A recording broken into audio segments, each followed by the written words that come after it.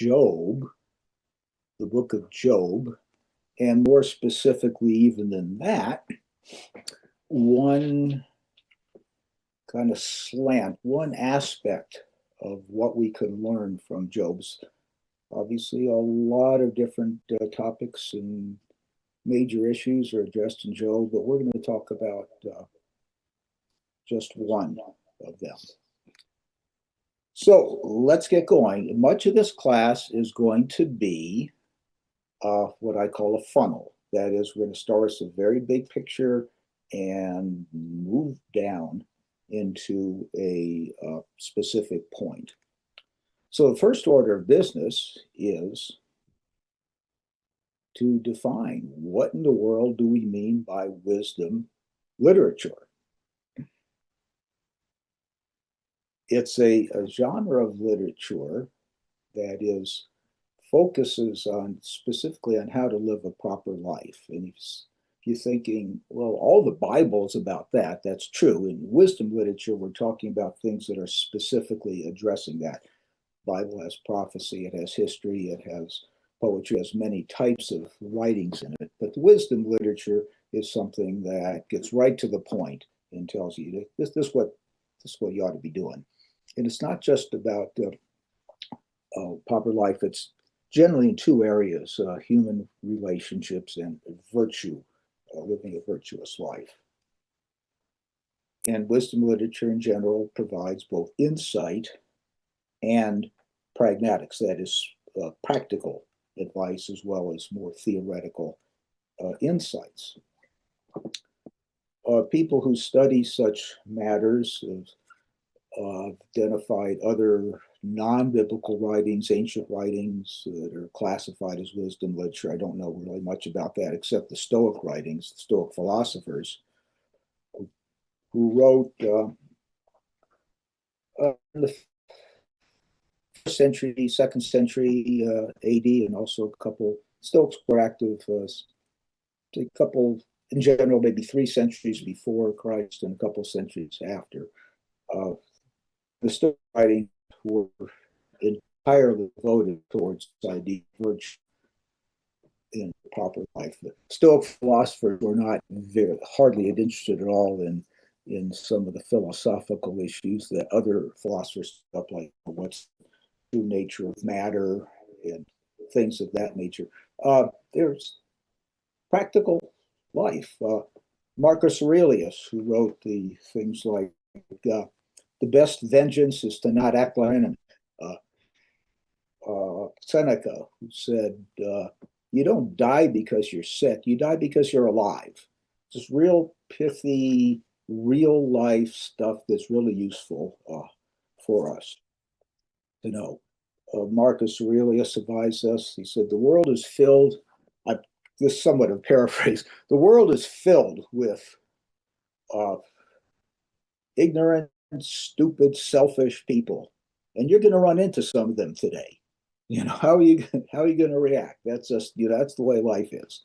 So there's a lot of non-biblical writings too that we classify as wisdom literature. But within the Bible, we're talking when the phrase wisdom literature within the Bible refers really to 3 books: the Proverbs, the book of Proverbs, the Ecclesiastes, and the book of Job. Sometimes people include some of the Psalms too, which I think could be included, but really, Psalms are really in a different area. There's not much direct advice about how to live life or what's important. I think Psalm 19 maybe would be one, but we're just going to look at these 3 books primarily, and actually just 2 of them, Ecclesiastes and Job. I also just want to mention that some of the parables would certainly, if they were in a different context other than the Gospels, would classify as the genre of wisdom literature. For instance, the parable of the rich fool in Luke 12, where the guy's rich, he has a huge harvest, doesn't know what to do, he decides to build bigger barns, and then with his future planned out, the next morning he's dead. So that's the type of thing that wisdom literature would address. Like what's really valuable in life. It gets right down directly to important questions about virtue, right thinking, living a proper life. So we're going to look at, say, the 3 books of wisdom literature, there's the types of writing or the genres of writing, and specifically 2, Ecclesiastes and Job, and how the genres enrich the general message of the books themselves. So let's start, as I said, we're going to go at the top of the funnel right now. The Hebrew Scriptures, so what we call the Old Testament.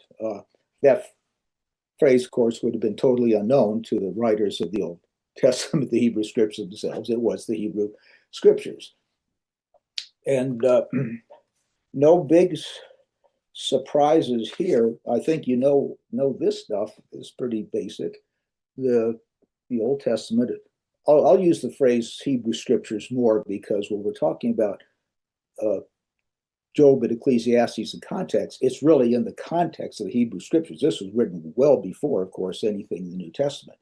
So we think of Job in context of the whole Bible, but I'd like to focus today on first the Hebrew Scriptures, then the specific part of the Hebrew Scriptures that we call writings, and then specific part of the writings we call wisdom literature, and then specifically within that, Job and Ecclesiastes. So we know this, so no big surprise here. There's the first 5 books of Moses we call the Law.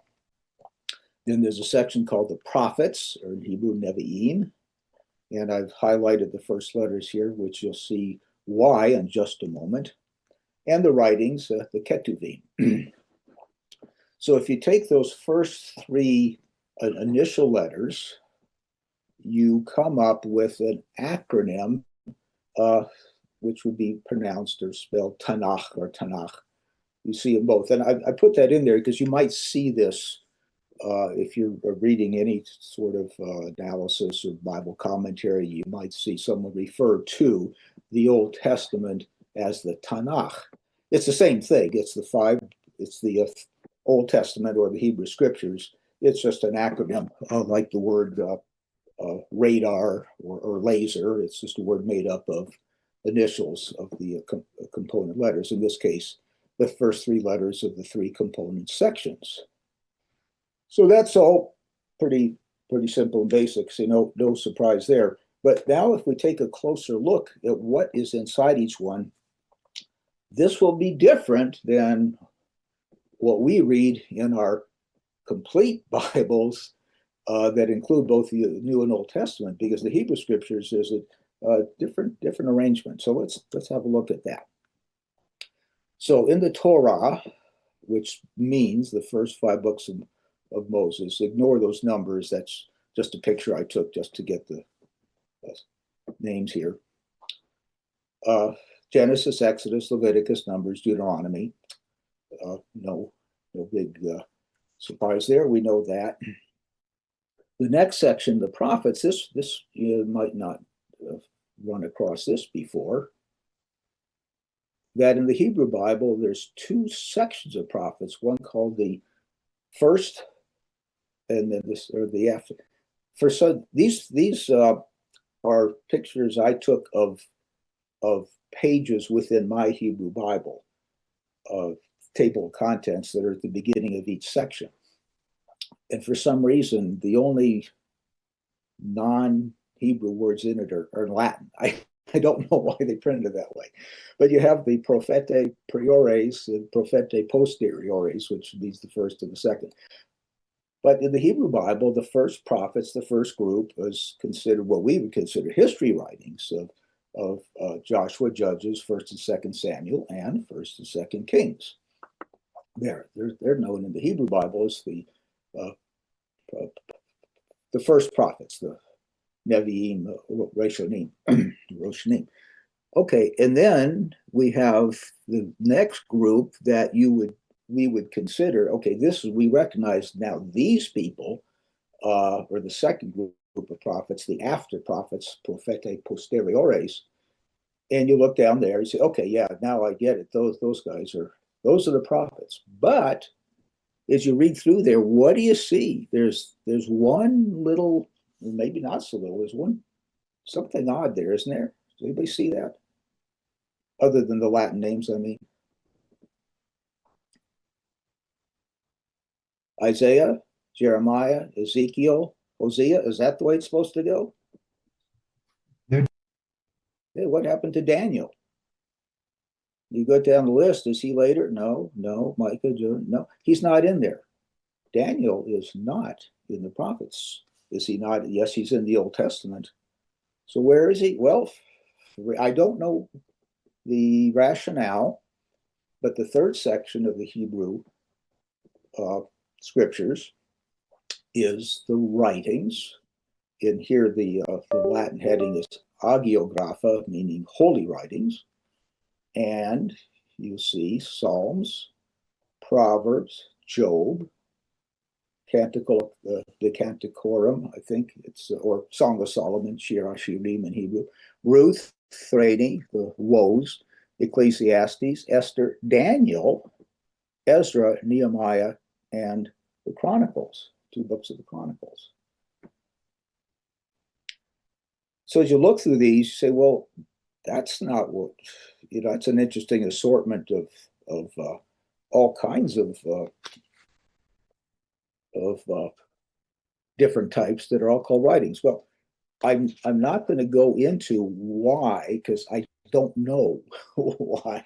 So don't ask me, why are these grouped? I do want to point out, however, that in this section called the writings, some of them are, to us, make sense, like the Psalms, but others are different. So let's look at all the genres that are contained within this section called the writings. Well, first you have Psalms, which is poetry. It's all poetry. There's 150 poems. The book of Proverbs, which we'll talk just a bit more later on, is primarily what we call couplets, two-line things of different formats. Job, which is a dramatical entry. It's in the format of a drama. Ecclesiastes is, I think these words are synonymous. I put them both in, I'm not sure. That's soliloquy or a monologue. It's just one person reflecting on life. Song of Songs, I don't know what the right word is. It's not written as poetry. I'm pretty sure it's not. I think it's written in prose, at least as I read it, but it's certainly dramatical. It's a form of, it has the feeling of poetry to me. So I call it poetical drama. I'm not sure what to call it, but it's clearly different, a different genre than the poetry of Psalms or the drama of Job. It's unique. It's its own self. The Song of Songs. It's not a song. I suppose you could sing it. I can imagine easily a balladeer singing this with the harp or the lyre accompaniment. There's 5 books which we would just say are historical narrative. Ruth, Esther, Ezra, Nehemiah, and 6, I guess, 2 books of Chronicles. I'm pretty sure the Hebrew Bible they're considered one. In fact, all the minor prophets are squished together sometimes into one book. So there's a total, I think, of only 23 or 24 actual books. But these are just straightforward historical narrative. It's just writing down what happened. Different genre than any of the other previous ones. Lamentations, again, don't know what the technical word for this, but it's a lament. And finally, Daniel is partially history and partially prophetic visions. It's the only book within the section of the writings that would contain, say, a direct prophecy like this. So you have many different forms. And it could be, this is just a wild guess, that one reason that all these were in the Hebrew thought, as the canon was assembled, were put into one was to have different examples of different kinds of writings to show the many ways that the God can communicate to us. So we've gone from the Old Testament to the Hebrew Scriptures. We've looked at the three general sections, the Torah, the prophets, and the writings. And within the writings now, we're going to kind of twist our lens on the microscope again and focus in on three books that are identified or called the wisdom literature, the ones that most directly address this issue of how to live a proper life, not indirectly by example, or yes, you can learn from history about how people behave, but these are directly telling you this is what God's looking for. So you have the Proverbs, we have the book of Job, and the book of Ecclesiastes. So the genres of these three, now we're going to take a little more detailed look at these three genres here. Mentioned them briefly in the previous slide, but now we're going to just add a little bit more. So Proverbs, we're reading that, and many of us are following the general reading plan. We are learning Proverbs right now. We're in the introduction, which sets up, says, and it has that word wisdom and prudence many times. You know it's about wisdom. It tells you directly. How can you live a wise and proper life? So after the introduction, and of course the wisdom is personified as a woman coming up, a woman coming up. So it's clearly a wisdom literature genre. But in this genre, it's just almost entirely couplets, that is two-line sayings, and sometimes the first line is a clarification of the second, sometimes they're opposites. There's different arrangements of how I've identified a number of different types of arrangements of those couplets, but they're all pretty much couplets. Some of them are triplets, and then towards the end there's some other sayings too. But we'll just say it's advice given as couplets. Things like, it's better to have a morsel in a quiet house than a feast in a house full of contention. Things of that nature.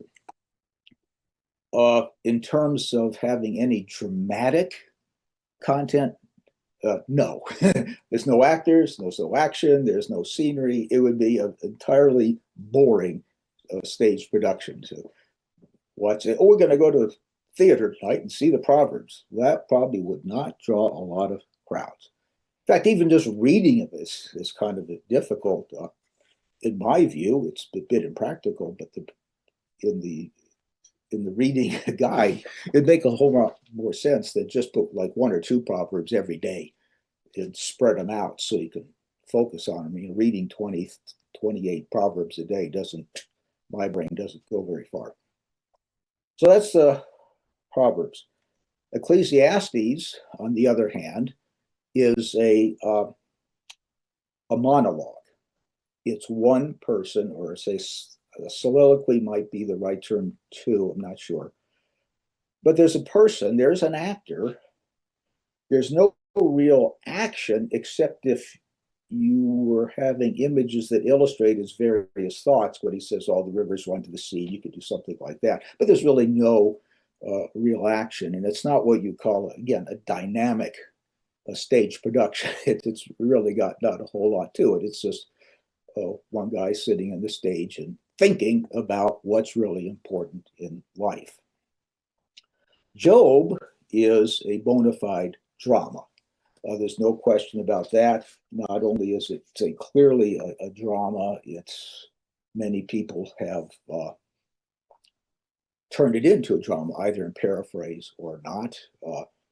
In Ethel Archer's book, Job's Quest, she has a little section at the back where it's, say, a paraphrased drama. It clearly works very good as a drama. It's intended to be. I think more in terms of opera than plays myself. So who would Job? Would Job be no, he's not a heroic tenor. I don't know. He's a baritone.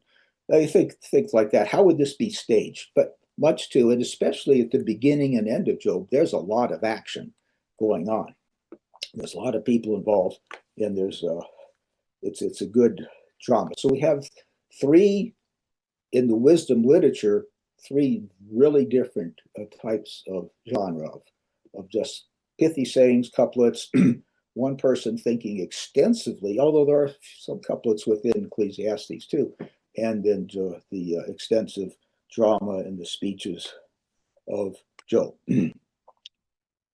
So let's do now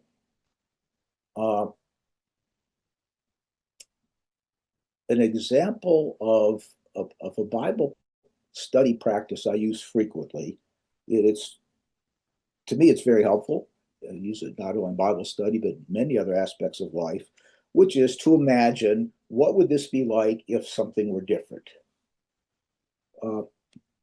So even though Ecclesiastes is say, not very dramatic, you're thinking, well, what would it be like if you did stage this?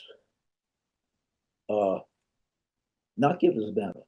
So you have the cast is one. And I'm thinking that title is probably in plural. I don't know much Latin, but I think that's a plural ending, dramatis persona. It'll be dramatis persona.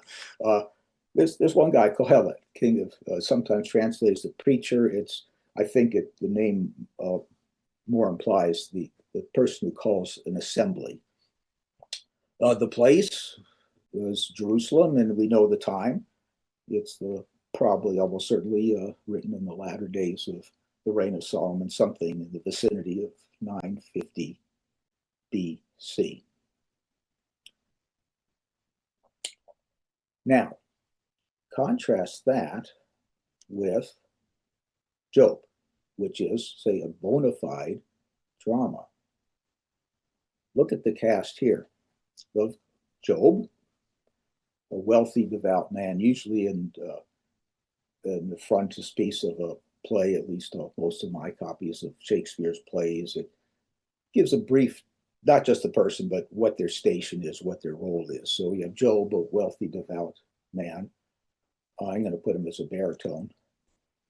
There's a kind of a non-person called Satan. He shows up, he talks. I'll talk a bit more about him later and justify why I'm saying he represents the spirit of envy and cynicism. That's what Satan is all about here. You have the three friends. These are real people from different areas. They come. A fifth major figure is Elihu. I say he fronts God. He is the front man. He is the theological voice of God. When God speaks, God says nothing whatsoever about theology. He just directly says who he is by virtue of the fact he's a creator. But Elihu explains many of the things that seem to have eluded the wisdom of Bildad, Zophar, Eliphaz, and Job himself. Job's wife has a very small part. She's clearly a mezzo. They're used to small parts. The four messengers, likewise, messengers show up a lot in Shakespeare and in operas. They're important messages, but they usually don't get many lines. They say their thing and they're done. The voice of God in the last few chapters is there's no person attached, but this is a real basso profondo. This is imagine him like the voice of the commendatore at the end of Don Giovanni, if you're familiar with that. This massive voice just speaking. There's no representation whatsoever except the voice and the storm going on while God is speaking. And then depending on how this would be produced, you might have all the extras, they call the supernumeraries, the servants, Job's children, sons of God, other people, villagers, etc. The place, I call this East of Eden, and I don't mean that geographically. what I mean by it's a metaphorical, and this is not at all in Job. This is just my, if I'm presenting Job, I'm thinking this Job is about what happens outside the garden. Okay. This is where bad stuff happens, and Job is in it. So metaphorically, he's in this place. Adam and Eve are driven out to the east, and that's where, say, figuratively, what's going on with Job. All the bad things that were just vaguely alluded to, or specifically alluded to, but not detailed in Genesis about the thorns and thistles. This is all happening to Job. So that's why I say in a figure I see the place is east of Eden. And likewise, the time, hazy past, but again, people spend a lot of time trying to figure out exactly where Job lived in the real geographical time and place. I don't really have a lot of good. People spend a lot of time. To me, it's more important to take Job as more of a universal message that just means it's outside the garden a long time ago, because everything that's happening here is a commentary, a representation, a dramatization of the world inherited by, say, Cain and Abel and their descendants, and even after the flood. That's what's going on here. The fact that Job is considered a drama is well, it's not just a drama. It's according to this book written in 1891, the oldest drama in the world, and I'd certainly agree with that. I don't know this book. I just found this cover here, but I don't know what he's saying about it. But I would certainly agree that this is the oldest drama in the world. So we're going to pursue, say, getting more specific on this funnel. I say we talked about within the Hebrew Bible, there's something called writings. Within the writings, there's wisdom literature. Within wisdom literature, there are these many different, or within literature, there's many different genres of writing. And the two we're going to look at are Ecclesiastes and Job. And we're going to learn, at least this is a lesson I get out of this, how these two formats enhance a core or one of the messages which might not otherwise be apparent within the stipulated or the central content of the teaching itself. And to do this, I'm going to switch roles for a minute. That is, we're going to turn Job into a monologue and Ecclesiastes into a drama. This is the what if. So let's just continue.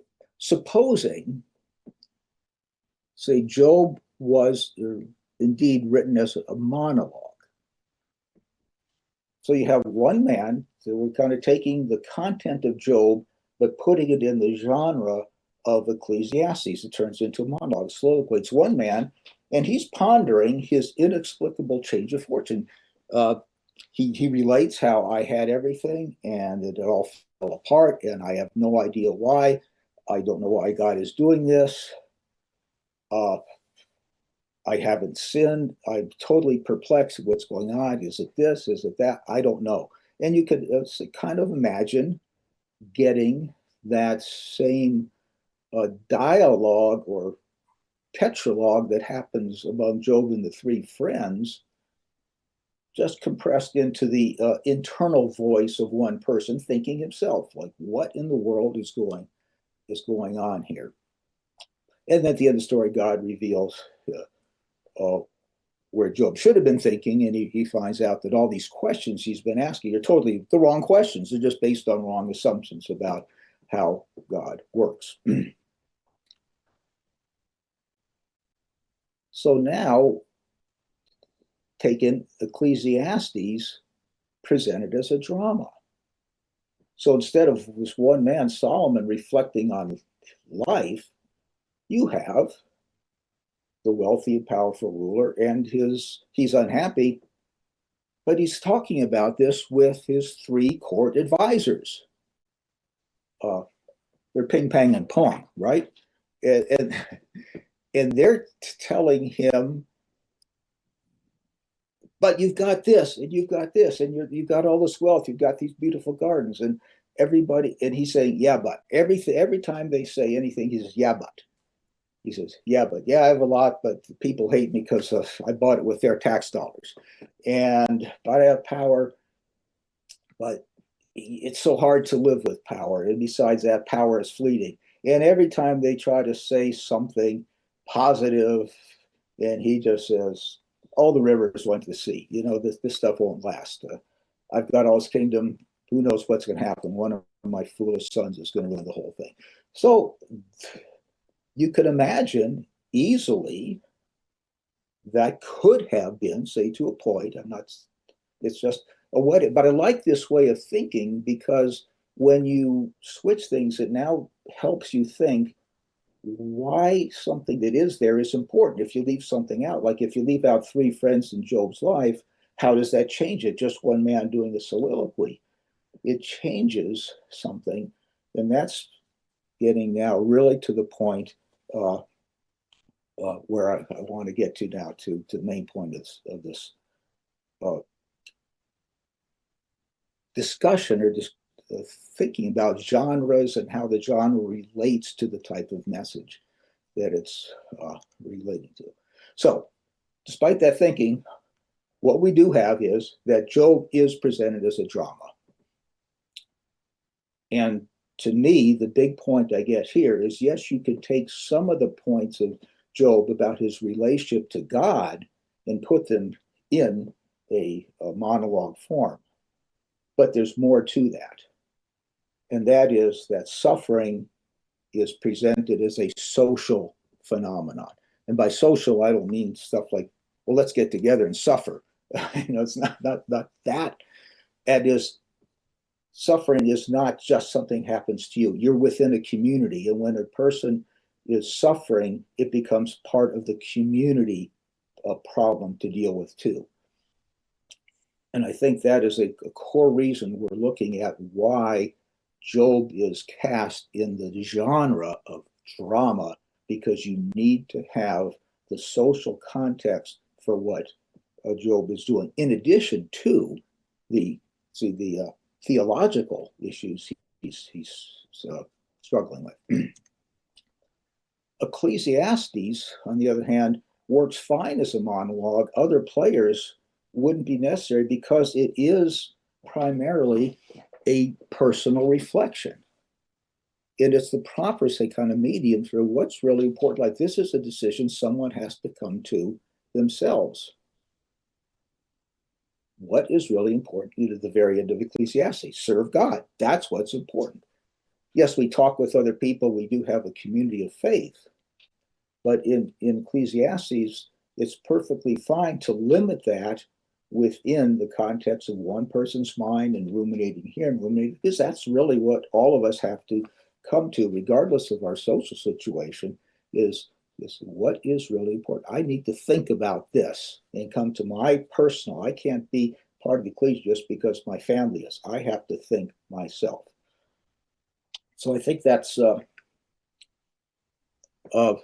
first, like, kind of big place we want to focus in this lesson is the difference between the problem of Job.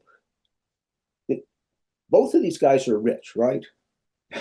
They are both very well off. The difference is Job loses it all. Ecclesiastes doesn't lose it, but he doesn't care if he did because it's not important anyway, or the Kohelet, the man. There's a lot of parallel here to show about these two aspects of human life, but one of them is the internal, and one of them is the interpersonal.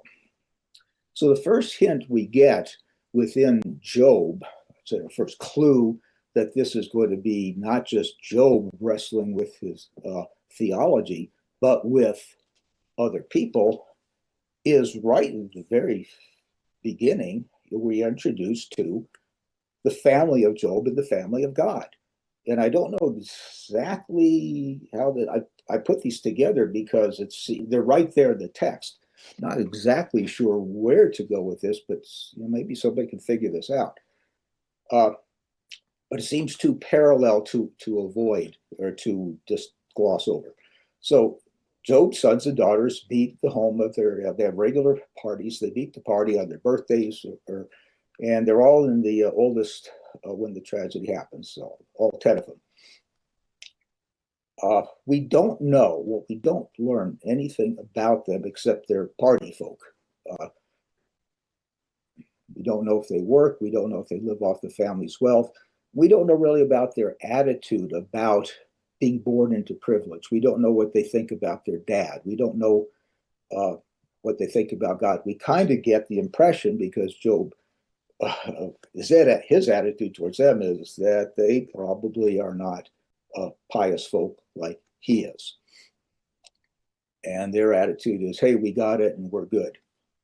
They seem to be in the say secular enjoy life kind of thing. It's not at all explicit, and it's barely implicit. But that if you had to make a guess as to what's going on with them, that's where I come down. So right after we have that, we have this section about the sons of God, and they meet before the Lord, which implies an altar, a holy place. And they meet not to have a party, but to worship God. But despite the fact they're religious people, remember they're religious, but they're all religious inside of a very legalistic concept of God in what we call this exact retribution idea. If you do good, God blesses you. If you do good, bad, God will punish you.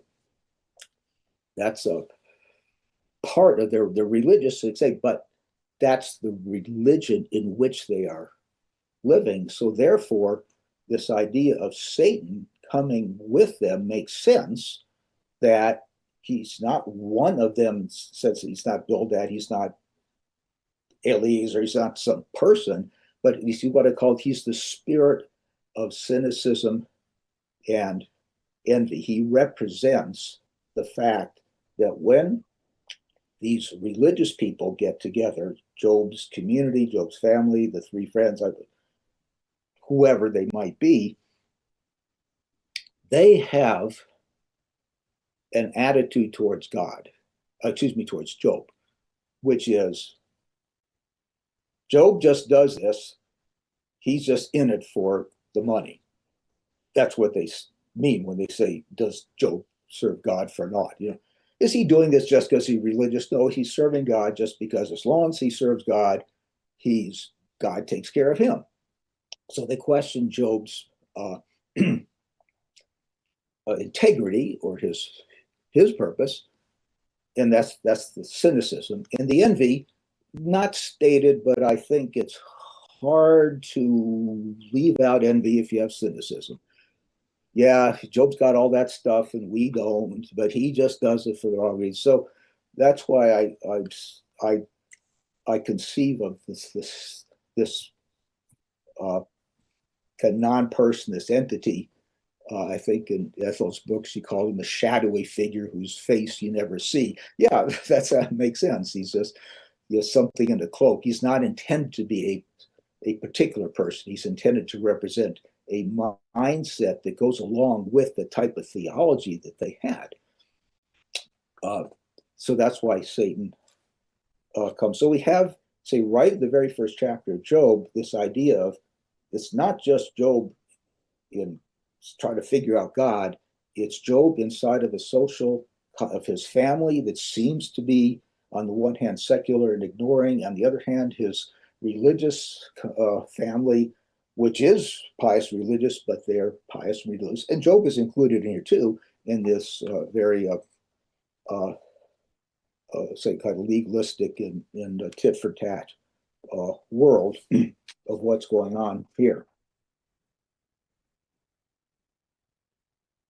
So, knowing now, or to come to this point where, say, Job is written as a drama because what's about to happen to Job cannot be fully expressed if it's just Job and God by himself. Job's calamities, Job's disasters, Job's suffering has to be in a social context. So the friends, they have the obvious role of first showing up, second being appalled at what they're seeing and being unable to speak for a week, and then when they finally do talk, they don't have much positive to say. All they can really focus on is, we know why this has happened to you, and this is what you got to do to fix it. So they add, say, the social component. That is, Job is not suffering just a man with terrible health problems and totally lost. I mean, this is incalculable losses. You lose all your children, all your wealth, all your standing, all your status, hanging on to your belief in God by just the thinnest of threads. He never lets go of that. He knows, I don't understand anything that's horrible, but all I can say, God is still there someplace. He never lets go of that. But it's done with among other people.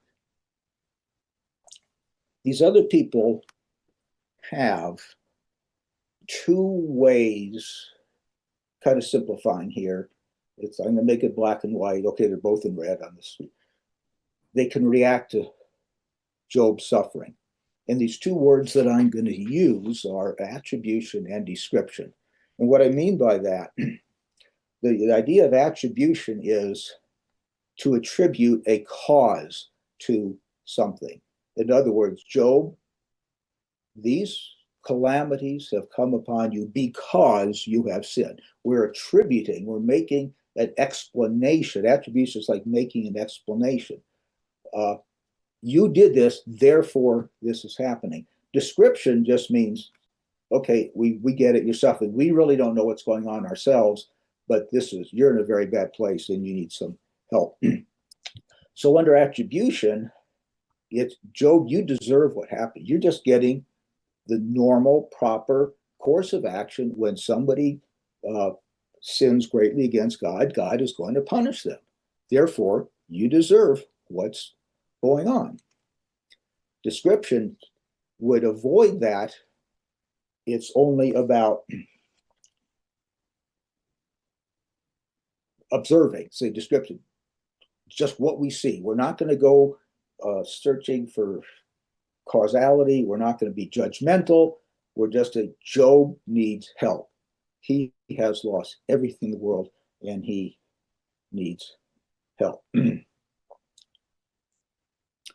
So let's look at this. What would this help be?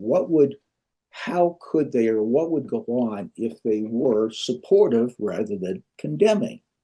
This is the social lesson of Job. That's lots of things to say about Job, but I just really want to focus on the social lesson of support of someone in desperate situation.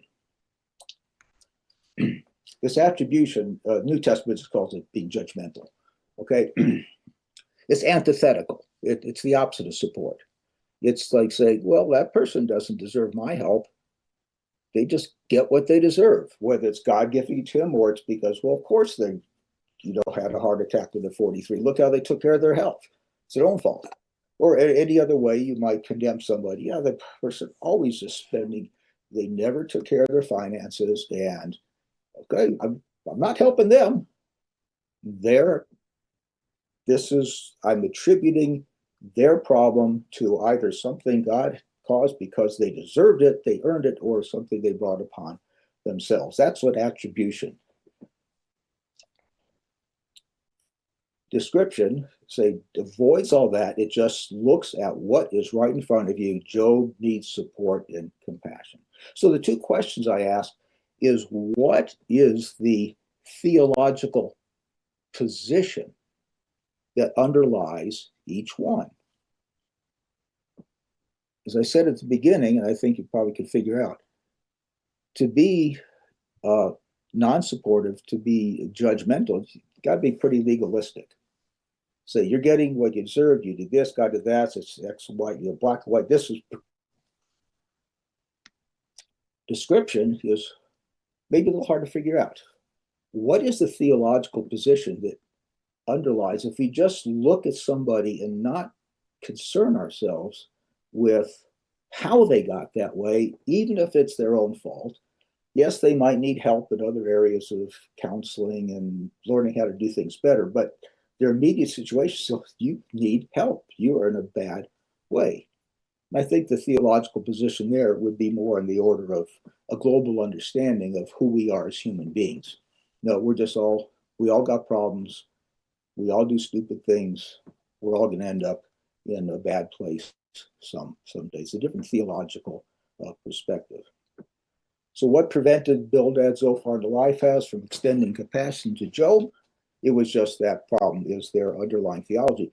Not forgetting the fact that this same thing's shared by Job too throughout the book. He just had a different perspective on how it was invoked, but they all kind of had this, you deserve it, not you need help. And that's the core social meaning of suffering within a social context. So summing all this up, say, so what is the wisdom of the drama? As things become clear here, Job's calamities were didactic. That's something I didn't talk about. What I mean is, they were not God punishing him. They were to teach him things. Exactly the opposite of punishment. 4 times Elihu says, this is, God did this to prevent you from going down to the pit. It's not to send you to the pit. It's to keep you from going to the pit. It's to learn something. And to specifically, per God's appearance at the end, when he shows up as a creator, is what you need to learn is you're a limited created entity. All of you, you're on the same boat. God is limitless, and that's the beginning of our relationship to God, is to understand limitless creator and limited. That limitedness is magnified by Job's problems. His piety, he had no power to protect himself, not by his good deeds, not by his piety, not by his prayers for his children, not by, he couldn't protect himself against the disaster that took away all of his family. He was powerless, and God had all the power. And that's the beginning of that. But that kind of is inside the intrapersonal. The interpersonal big lesson is this, and if there's a one line I hope you can remember tonight, is a legalistic or judgmental community is not a compassionate community. If we want to have a compassionate community among our brotherhood, you can't do it if you have a legalistic approach to religion and a legalistic view of God. It's the idea of we are all limited and in need of help. A compassionate and supportive community recognizes that we are all limited and in need of a lot of help. That was Job himself learned to be compassionate, of course, through his suffering. And at the end, he becomes a compassion to his friends in accepting their offering and praying for them.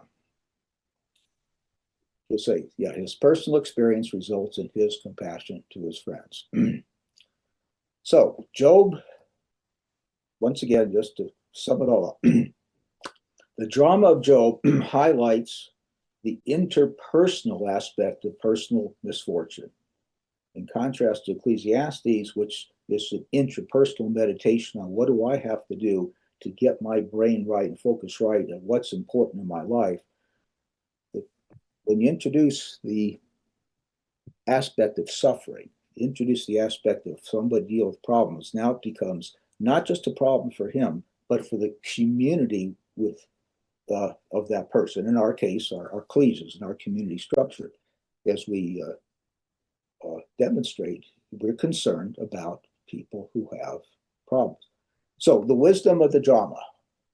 Job as a drama is about Job. It's also about interpersonal, the interpersonal aspects of personal misfortune. That is the end of the class.